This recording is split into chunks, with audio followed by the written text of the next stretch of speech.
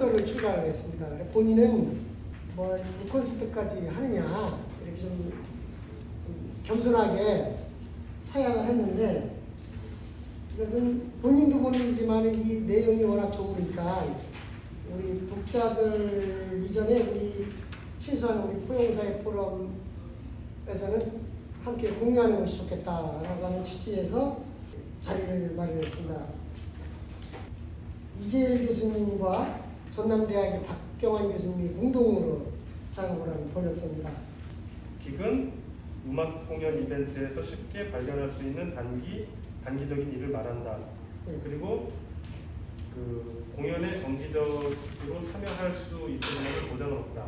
편하게 잘한다거나 눈에 띄게 인기를 끈다면 그런 기회가 다시 올지 모른다. 그렇지만 기회는 딱 한 번이다. 이렇게 얘기하면서 기계에 대해서 기기라는 개념에 대해서 설명하고 있는데, 왜냐면 이렇게 그냥 그 때마다 필요해서 부르는 사람들, 특히 문화예술에서 하는 분들을 기기라고 했고, 오늘날의 플랫폼에서 일을 하는 사람들, 뭐 운전자라든지 그 배달용이라든지 아니면 뭐 온라인에서 번역을 한다든지 아니면 글을 대신 써준다든지 그런 프리랜서 같은 사람들도 여전히 기기다. 그러니까 이런 것에 빗대면서 이야기를 시작해 나가는데, 그러면서 이 사람이 이야기하는 것 중에 하나는 그 옛날의 기기라는 사람들은 자신들이 열심히 하고 이런 무대를 통해서 인정받게 되면은 커리어를 개발할 수 있는 어떤 가능성이 있는데, 요즘의 기들은 특히 플랫폼에서 하는 기들은 그렇지 못하다. 제가 이 플랫폼 노동에 대해서 항상 관심을 가지고 있어요. 플랫폼에 대해서 관심을 가지고 있었고, 그 이유 중에 하나는 이제 뭐 제가 경제지리학이라는 분야를 하다 보니까 이게 어떤 장소와 공간과 어떤 관계가 있을까 이런 생각을 많이 했었고, 그런 기회에 제가 경제지리학 개론이라는 책을 우리 뭐 전남대 박경환 교수님하고 그리고 또 제주대 권호 선생님하고 하다가, 그쪽에서 제가 이제 이 책이 최근 발간됐다는 걸 알게 됐습니다. 우리 사회에서 여러 가지 뭐 빅경제와 관련해서, 특히 플랫폼 노동과 관련해서 여러 가지 이야기가 있는데, 이런 이야기를 학문적으로 어떻게 풀어갔으면 좋겠나. 이 책의 원래 저자가 제이미 우드코크, 마크 그레이엄이라는 분인데, 그렇게 뭐 유명한 학자는 아니에요.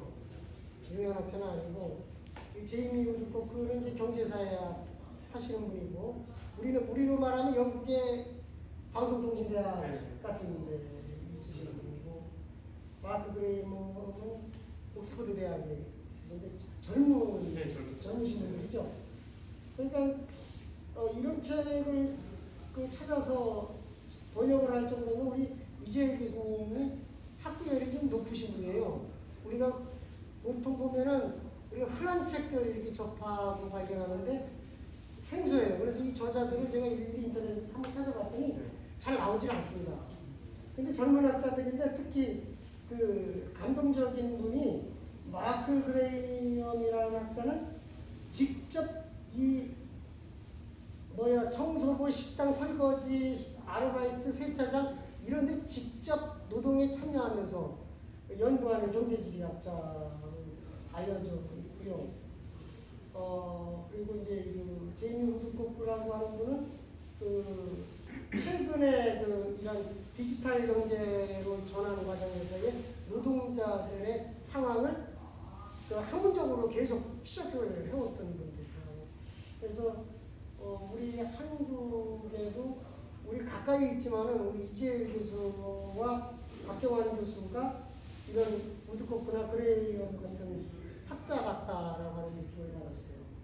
그레이엄 교수 같은 경우는, 그러니까 이런 책이 나오게 된 가장 큰 이유는 고영 교수님께서 말씀해 주신 것처럼 직접 노동자 생활을 하다가, 그리고 이제 공부하는 과정에서 계속 그런 노동을 했던 것 같아요. 뭐 바텐더도 하고, 독일에 있을 때는 그 자동차 공장에서도 있었고, 그리고 전자제품 공장인가 거기 있었고, 또 미국에 와서 켄터키 대학에서 공부할 때는 뭐 학교 건물 청소부 뭐 이런 것도 하고 하면서 아마 그런 것들이 되어서 노동자 입장에서 사회를 돌아가는 것을 보다 보니까 이게 학문적으로 좀 이렇게 옮겨진 게 아닌가 하는 생각이 들었습니다. 그래서 그리고 또 제가 이 번역하는 과정에서, 그리고 이 기경제를 공부하는 과정에서 좀 뭐랄까, 좀 이 저자들한테 좀 감동을 받았다 하는 것 중에 하나가, 저희 같은 경우는 뭐 특히 뭐 저도 그러니까 공부를 한다 그러면 사실 이 노동 문제와 관련해서 그리고 사회의 약자와 관련해서 그런 공부를 하고 싶은데 그런 거를 지향하고 있고 근데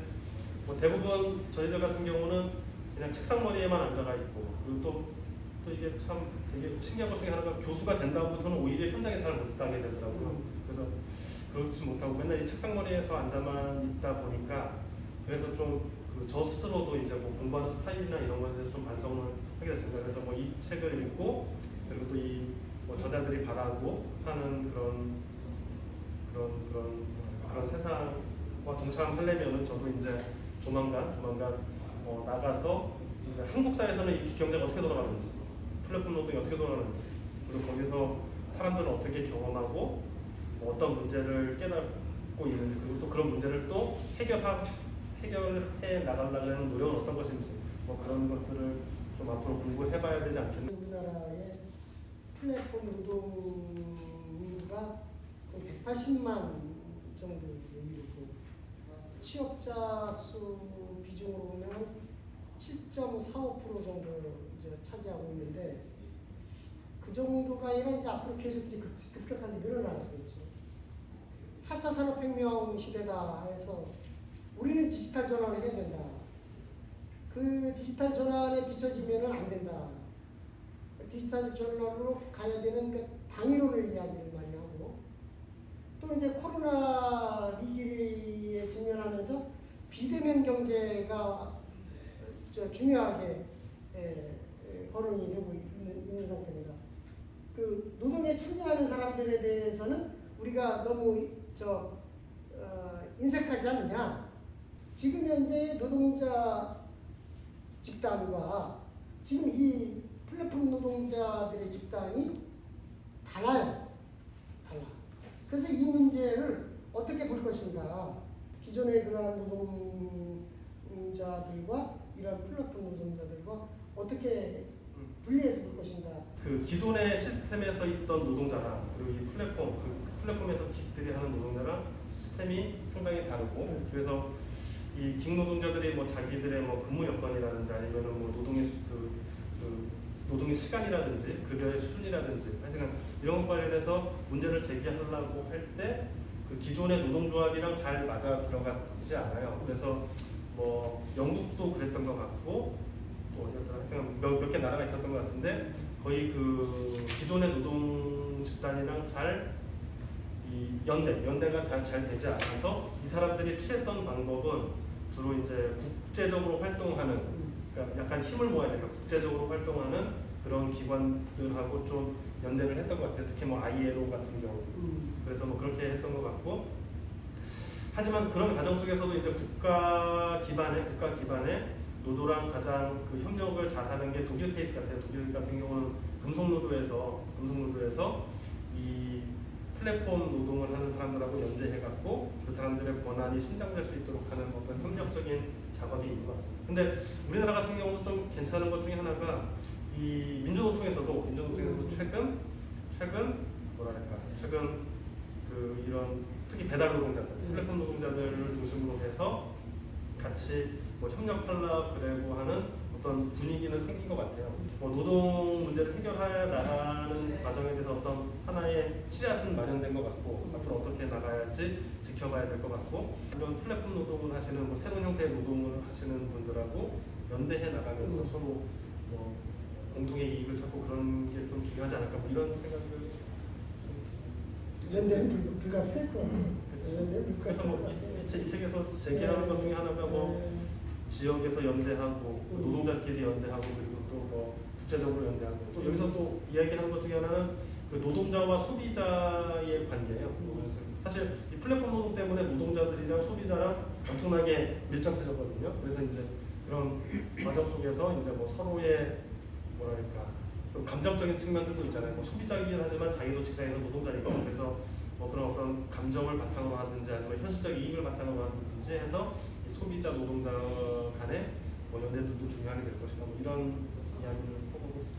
과거에는 이제 사용자와 노동자의 관계를 보는데 앞으로는 이제 노동자와 소비자와의 관계가 더 예민해질 수 있겠다라는 생각을 좀 해봐요. 우리 사회적으로 많이 논의가 필요하다. 전공 서적의 영역이지만은 우리가 사회적으로 많이 공론화가 될 필요가 있겠다라는 생각을 저도 읽으면서 많이 해봤어요. 그래서 제가 기경제라는 용어를 좋아하는 것 중에 하나가 뭐 처음에 나왔을 때는 공유경제라고 했어요. 공유경제. 뭐 인터넷이라는 공유되는 자원이 있으니까 이거를 놀리지 말고 좀 더 뭐랄까 효율적으로 사용해서 사람들이 더 빠르게 움직이게 하고 또 노동자들도 이 인터넷을 사용해서 이제 뭐 9시부터 6시까지 일을 하는 게 있고 이 인터넷을 사용해서 남는 시간 저녁 때 또 일하라 해갖고 뭐 약간 뭐랄까 좀 좋은 의미로 쓰였고 자원을 올리지 말고 좀 더 많이 쓰자 뭐 이런 의미에서 좀 좋게 얘기하고 그래서 뭐 우리 자전거 같이 탄다든지 공유 자전거 있죠. 그리고 또 요새 공유 스쿠터 이런 거 있잖아요. 그러니까 좀 좋은 식으로 이야기를 했었고 그리고 또 플랫폼 경제도 마찬가지로 플랫폼 경제라는 말도 어떻게 해서 나왔냐면 뭐 기술 IT 산업과 관련해서 좀 세상이 나아지는 것 같다는 표현을 위해서 플랫폼 경제라는 말을 많이 썼는데 뭐 하나는 기술 중심적으로 쓰고 하나는 뭐 공유한다는 뭐 사람들이 뭐 서로 협력한다든가 약간 좋은 의미로만 썼는데 거기서는 노동이 빠져있던 거예요. 그러니까 그 기술이 발전하고 그리고 또 이제 뭐 자원을 공유하고 그 이면에 나타나게 되는 노동이 피해를 입는 거를 인식하고 있지 않았는데 이 바로 기경제라는 이야기가 나오게 되면서 좀 노동에 주목하는 것 같아서 그 개념을 제가 좀 관심 있게 생각했고 그리고 또 이게 나왔던 거는 뭐 62쪽에 나왔는데 뭐 이제 뭐 기술이 발전하면서 그리고 또 또 사회가 조금 변해가면서 뭐 예를 들어서 뭐 옛날에 노동들 같은 경우는 그러니까 기술 부분은 너무 명확하니까 그냥 넘어가는 부분이다. 그 사회가 변한 것 같은 경우는 뭐 예를 들어서 옛날에 노동의 중심은 공업을 하는 그러니까 제조업에 참여하는 남성의 노동의 중심이었는데 이제는 그런 것들이 그런 노동이 변화하는 과정에서 뭐 새로운 노동자층이 나타나게 되고 그리고 또 뭐 소비자들도 이제 뭐랄까 직접 자기들이 방문해서 하는 소비보다는 뭐 각자의 집에서 배달되는 것을 선호하고 그죠? 그리고 또 뭐 사무와 관련해서도 화이트 칼라 노동과 관련해서도 뭐 같은 사무실에 모여서 일하기보다는 자기 혼자 일하면서 인터넷으로 소통한다든가 뭐 그런 사회를 변하는 걸 얘기했고 그리고 가장 중요한 것 중에 하나가 이 정치 경제의 변화하는 부분인데 옛날에 정치 경제 상황 한 70년대 80년대 그 선진국을 중심으로 말하는 것 같아요. 그래서 그 노동하고 그 자본가들이 약간 세력의 균형을 잃었을 때였다. 그럴 때는 그 노동 권한에 대해서 많이 보장이 되고 그랬었는데 이제 뭐 80년대 후반부터 90년대, 2000년대 좀 넘어오게 되면서 뭐 신자유주의 같은 것이 생기게 되면서 그런 권력의 추는 이 자본가로 확 쏠리게 되고 그러한 과정에서 좀 뭐랄까 자본가의 이익이 훨씬 더 많이 반영되고 노동은 훨씬 더 착취를 많이 당하게 되는 그런 상황이 펼쳐진다. 그런 접점 속에서 그러니까 기술의 변화 그리고 또 사회 구조의 변화 그리고 또 정치경제적 상황의 변화 이런 변화와 맞물려서 기경제라는 것이 나타나게 됐다. 그러니까 옛날에 공연 예술 하시던 사람들과 같은 형식의 노동을 인터넷으로 옮겨서 그래서 약간 그런 모습이 나타나게 됐다. 뭐 이런 이야기를 해나가고 있습니다. 그리고 제이미 그레이엄 같은 경우는 자기가 직접적으로 그런 단체를 만들었습니다. 뭐 페어워크라 그래서 유럽에서 활동하는 단체를 만들어서 뭐 노동자들 참여하고 소비자들 참여하고 그 법률가들도 참여하고 그리고 뭐그 정치권에 있는 사람들도 참여하고 관료들도 참여하고 하면서 그런 분위기를 만들어가고 그 페어워크를 통해서 이 사람이 어떤 이 책의 맨 뒤에 보면은 약간 그 플랫폼 노동과 관련해서는 어떤 뭐 국제적인 선언 뭐 비슷한 게 해갖고 이런 걸 좀 전파시키려고 나가려고 하고 있는 것 같아요. 그리고 이제 플랫폼이 개인 회사에 점령할 수 있는 게 아니라 하나의 인프라와 같다는 거예요. 수도관과 비슷하고 도로와 비슷하고 그런 거죠. 그래서 이제 이거를 공공 소유로 가는 방안을 한번 생각해 보자. 그래서 뭐 여기서 얘기하는 것 중에 하나는 협동조합을 만들어서 이제 노동자가 직접 소유할 수 있는 방안도 생각해 볼 수도 있고 뭐 그게 어떤 공공 소유 뭐 시에서 소유한다든가 도에서 소유한다든가 아니면 국가에서 소유한다든가 하는 그런 플랫폼, 그러니까 공적인 명의에서 하는 플랫폼을 만들어가자. 이 책 읽다 보니까 그 생각난 거는 그 이재명 지사가 그 경기도에서 한 번 했었죠. 플랫폼 지금 하고 있는 거죠.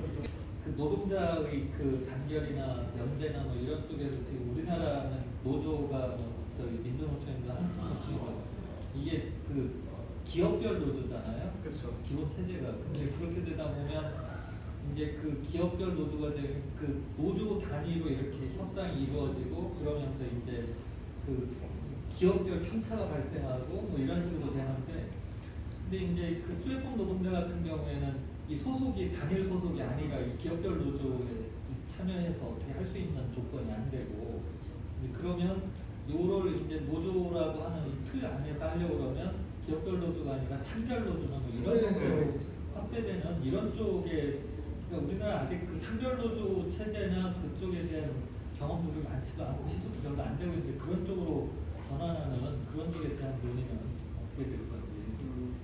그 우선 좀 주목해야 될 그 이제 우선 노동자라는 입장을 이야기하기 전에 좀 우리가 좀 생각해야 될 부분이 이 플랫폼 노동자들 같은 경우는 법적으로 봤을 때 노동자로 취급이 안 돼요. 대부분 개인의 자영업자로 취급되고 그래서 사실 뭐 이건 우리나라뿐만의 문제도 아니고 처음에 그 이제 뭐 해외 같은 경우도 그런 문제가 있었던 것 같아요. 그래서 이제 뭐 기존의 노동법하고 잘 맞아 들어가지 않아서 그래서 뭐 대안적으로 구성하는 게 뭐 자기들만의 이렇게 모임을 어쩌면 산별 노조라는 말이 맞을 수 있다고 생각할 그 맞는 것 같아요. 그래서 뭐 그런 식으로 꾸려 나가고 있는 것 같아요. 근데 저는 좀 책을 읽으면서 생각했던 것 중에 하나가 특히 뭐 여러 가지 플랫폼 노동은 다양하게 있고 그 중에 만약에 뭐 배달 노동이라든지 택시 노동이라든지 이런 것 같은 경우는 산별 노조에다가 플러스 지역별로 하는 것도 괜찮겠다 싶은 생각이 들어요. 그러니까 산별 노조나 뭐 아까 지역 노조나 뭐 이런 쪽으로 가면 그 연대할 수 있는 틀이 그러니까 한 기업 내에서의 어떤 권리 쟁취가 아니고 그렇죠. 공동의 그 연대할 수 있는 틀이 생기고 그러기 때문에 우리나라 노조 운동을 그런 이제 산별 노조, 지역 노조 이런 쪽으로 확대해서 가는 그쪽으로 가야지 이게 이제 이 플랫폼 노동이나 이런 거에 대응할 수 있는 이런 체제가 좀 형성이 되지 아니고 지금처럼 기업 노조 운동을 계속 하게 되면 그 체제로 그냥 그 대중물하고 괴리된 채 이렇게 소멸될 수 있는 그런 위치가 아닐까. 그렇죠.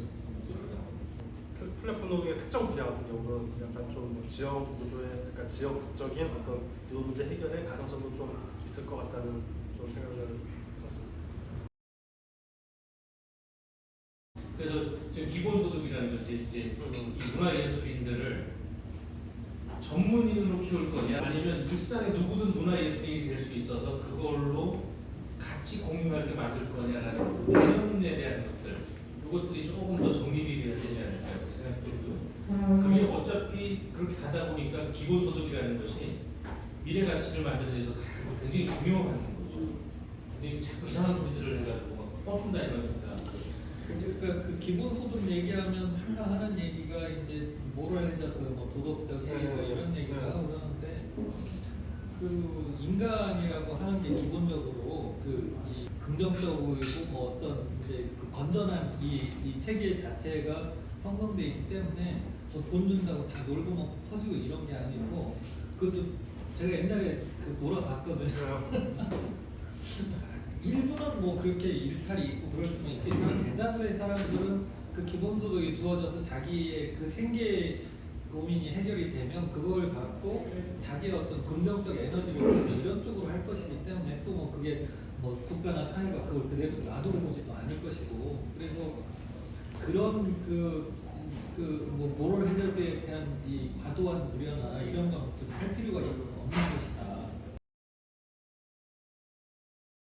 코로나가 되면서 아까 뭐 배달의 민족이라든지 무슨 뭐 쿠팡 이런 그런 걸 중심으로 해서 지금 나온 이제 플랫폼 노동이잖아요.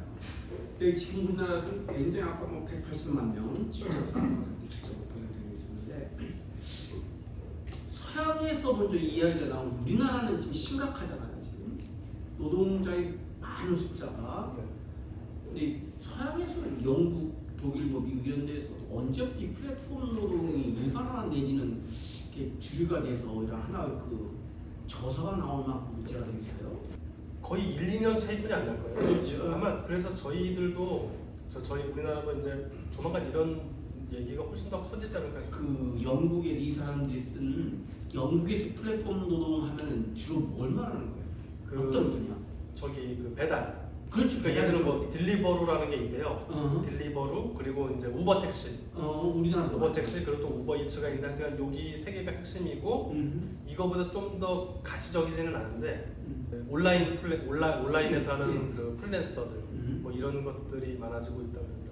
하여튼 가장 가시적으로 드러나는 거는 그러니까 뭐 우리 배달의 민족이랑 비슷한 딜리버루 그리고 우버 택시, 우버 이츠 요 정도가 가장 그러니까 전형적인 사례로 이 책에서도 그 얘기를 중심으로 풀어나가고 있습니다. 그러니까 이 기하면 원래는 뭐 이렇게 단기 노동자들 그렇죠. 말하잖아요. 단기 노동자, 뭐 밤에 가서 한두 시간 그렇죠. 노래 부르고. 그렇죠.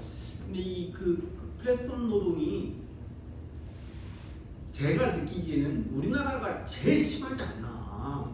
영국 이치에 나온 영국보다도 오히려 이런 데들은 그 노동자 중심이라 뭐 물론 오래된 이야기지만 독일 같은 경우는 이게 비정규직이라는 말은 거의 못 들어봤었거든요. 그러니까 비정규직 노동자들은 오히려 자발적으로 자기가 다른 시간을 갖기 위해서 자발적인 비정규직 노동자가 있었지 오히려 뭐 이런 플랫폼 노동자는 게 없었는데 이것이 지금 세계적으로 문제가 될 만큼 이런 사람들 경우에 자꾸 지금 기본소득 이야기인데 그 4차 산업혁명하고 관련해서 경제학者쓴 거 보면 다 좋아진다 세상이 있고 나빠진다. 그러니까 최상위층 그 사람들이 너희 사람이 그야말로 기본 그냥 먹고만 사는 중산층 하나도 없어져 버리는 아주 비관적으로 보는 사람이 두 가지. 저는 그 후자가 맞지 않겠어요? 지금 겨우 밥만 먹고 살게끔 이제 그 돈 많이 버는 사람들이 이 사람들 절대 다수인데 이 사람들이 그렇다면 그런 사람들이 보는 것처럼 비관적이지 않는가 세계 발전이라는 게 그렇죠.